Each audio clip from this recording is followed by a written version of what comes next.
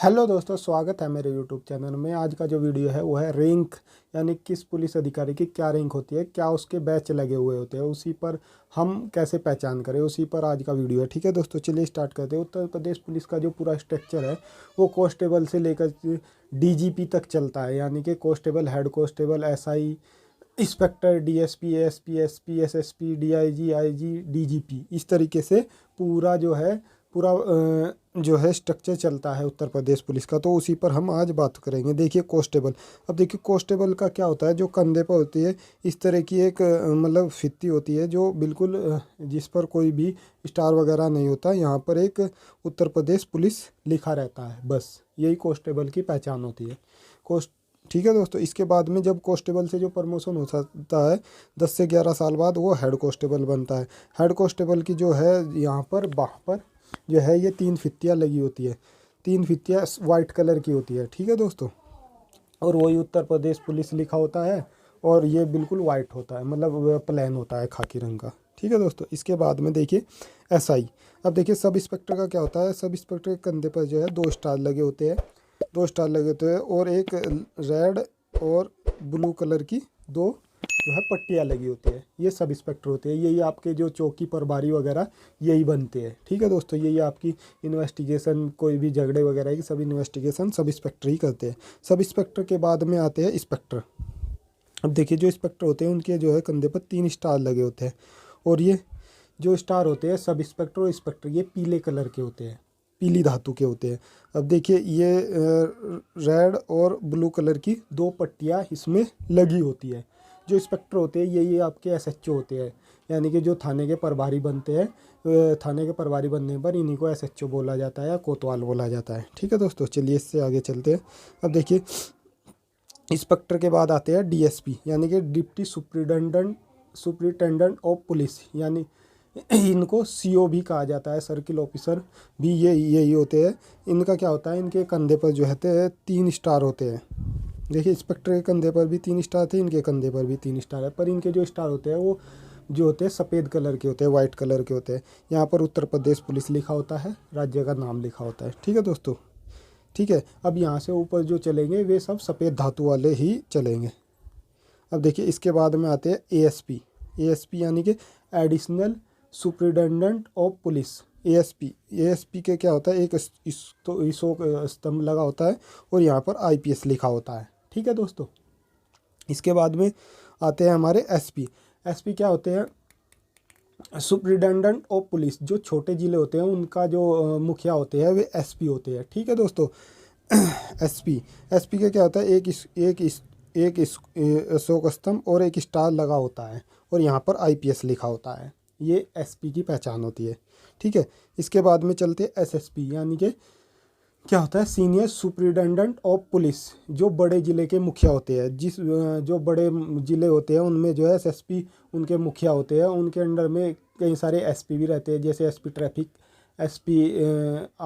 SP जो rural area, ग्रामीण, और एसपी सिटी। इस तरीके से अलग अलग एसपी उनके अंडर में भी काम करते हैं, यानी कि बड़े ज़िलों में जो होते हैं एसएसपी काम करते हैं।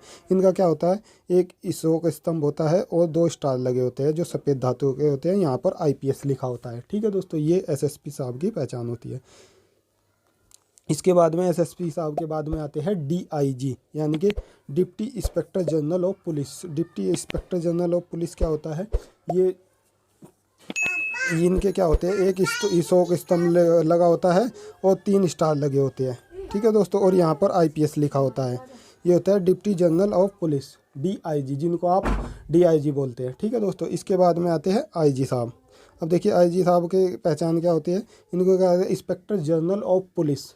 इनका क्या होता है, एक स्टार लगा होता है, एक ये होती है आपकी तलवार, और क्रॉस में एक तलवार और एक बैटल यानी कि डंडा लगा होता है। ठीक है दोस्तों, और यहाँ पर आईपीएस लिखा होता है।